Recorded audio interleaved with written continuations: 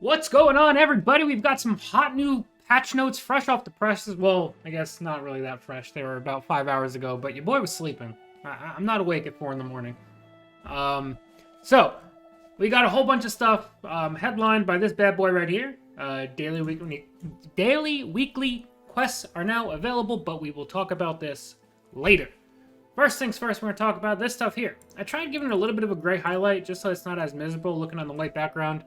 I'm trying to find better ways to get this look better while we're reading it through, but we'll see.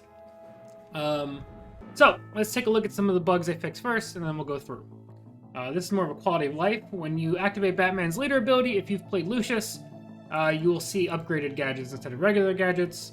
You always got the upgraded gadgets, but this is just a quality of life thing. Shield recruits that are bounced back to hand will now have shield when played again. I know that was a bug, so that's a good one to see fixed. Naomi will no longer incorrectly be KO'd by a friendly action and then revived with her own ability. I guess that would be like if you had a 3 health Naomi and you played Earthquake, it would kill her and then revive her. Something along those lines. Parasite's stats now update properly when activating his ability again with Batgirl. I have seen that, and I think I've seen it with like Anton Arcane as well, so we'll see if that is fixed. Riddler's ability no longer pop his aura if he has it. I know that was an edge case, but still, edge cases are good to fix. Lex Recruit will display correct stats if he switches tiles. This is all good to see because I know there's a lot of like little visual bugs with like health and attack totals and things like that. So the more that gets cleaned up, the better. Crystal Blast from Amethyst will trigger John Constantine if she's brought back from Necromancy. So that's a double buff when you play her with Constantine. And again, another edge case. Aura no longer incorrectly prevents attack damage if the attack was initiated with an action. So this is like, I forget what the name is. The magical spell that makes an enemy take a attack against another enemy. Aura used to block that. So I'm very glad that that's fixed. That was always one of my least favorite bugs. Batwing no longer incorrectly has buffs when returned to hand via grappling gun. That is good. I did see that occasionally. The construct from Kyle Rayner now triggers Black Adam's ability. Black Adam just keeps getting a little bit better every patch. Fix an interaction if Cyborg, the recruit, KOs the last opposing recruit when you play Harvey Bullock, and then that would lock the game up. I've never seen that, but that is a good thing to have fixed. You don't want the game locked up ever. Let's see what we got else going on here. Profile icons will not display correctly. Great. Fix for decks becoming invalid after an update. I did see something like this with import-export. I don't know if that'll address that or not. I'm not even sure exactly what the situation is that was triggering that first time. Blue Beetle Metamorphosis leaders have had their sound effects returned. Cards in the reward UI now word wrap better. That is cool. Fixed the game slowdown. The more of these that are fixed, the better. I know it's kind of like a split thing. Like, I very rarely see client issues. Occasionally we'll see, like, an end turn bug or things like that. But I think there's a set of players, and I don't know if it's because of internet connection or where they are in the world, that have been having a good amount of, like, slowdown issues. So the more of these that get fixed for the server, the better. Audio issues, cool. Sometimes Jon Stewart would just break the game. Glad that is fixed. Updated music, Mass Effect, or Mass Arrest animations, and animation playing out of order. But this is the big thing. This is the kind of meat and potatoes of the patch. This is the big new feature that we've been waiting for. So let's spend some time talking about this. Daily, weekly quests are here. Ben Stoll is going to kind of walk us through everything, give us their full kind of philosophy when it comes to quests. I don't know if we're going to read this entire thing, but I do obviously encourage you all to read it when it comes out, or pause the screen and read it here.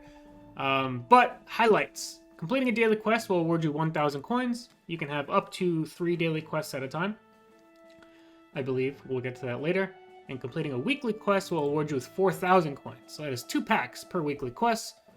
The daily quests are designed for, you know, hardcore players, players who play every day, good amount of time.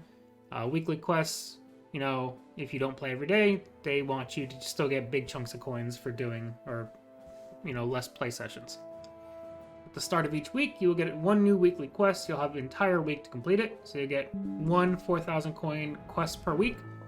And then at the start of each day, you'll get a new daily quest. And you can only have 3 daily quests at a time. So if you hit your cap, you will not get new ones. So you have to finish one to get a new one. So that means if you finish your quests every single day, that's 7,000 coins.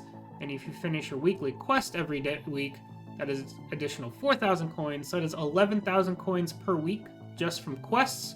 So that would be 5.5 packs per week from quests. That's not counting any wins along the way. So that's pretty sweet. That's almost 1 pack per day just from quests, to be honest. Progress towards your quest is automatic, so as long as you're not playing against a friend, pretty much, or as long as you're not playing against a friend, really. It says games against the AI, comic, unranked, and ranked, coming soon, by the way, are all viable game modes to make progress. So the fact that you can finish quests against AI is huge. If you're a newer player, or you're learning how to play, or if you don't think you're very good at the game, being able to complete it against AI or in the comics is huge in my opinion. That is a fantastic thing they did. It's a major part of their philosophy that you get to play the game the way it was intended to be played, to channel your resources into trying to win. As such, they are passing on having quests that make you do outlandish things, such as playing a certain number of cards in a turn. The real idea is just to get a reward for playing a few games. I love that philosophy as well. There are subtle incentives, such as playing a certain number of bronze or gold cards, playing a certain number of recruits, a certain number of actions, and occasionally they may say play with a faction in general.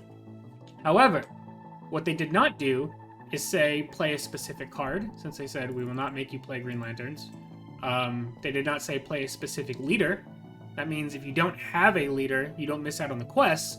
Now it'll just be like play Anarchy, and if Harley's your only leader, you can still complete the quest with Harley, which I think is an incredibly fair way to go about creating quests.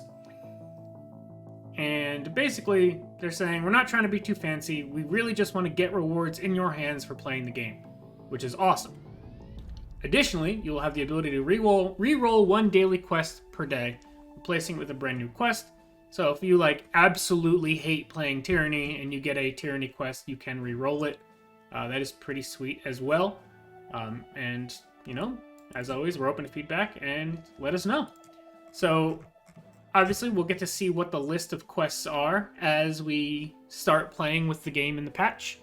And we'll get to see kind of how easy or how hard those quests are, what the daily amount is. If a daily quest just says play 5 gold cards, that's pretty easy to do. But I'm very much looking forward to this, and I'm very glad we're getting this. I believe, as a result of this, we'll go back to the original kind of daily coin goals, which was, I believe, 400 coins for your first win of the day, then 300, then 200, and then 100 coins after that, I believe is what they were going to do. I'm not sure if it's just going to go back down to 100. I'll try and get clarification from that, and if I can get clarification from that, I'll put it in a pinned comment down below. But in general, the main source of your coins is going to come from quests and probably the daily reward tracker. And then getting coins for wins is just going to be a bonus kind of cherry on top kind of thing. In general, though, very happy to see some of these bug fixes. Very happy to see quests in the game. The progression system starting to take shape. I'm very happy with the approach that they took to quests. I think not trying to force players into a specific thing and kind of just saying, here's a general way to play the game, and it's going to probably be the way you're playing anyway, and you'll get free coins for doing so, I think is a awesome way to implement a quest system, so I'm really looking forward to seeing how that plays out. But what do you guys think? Let me know down below in the comment section what your initial reaction is to their quest announcement and the patch as a whole. I want to thank you guys all so much for watching, and we'll see you guys next time. Peace.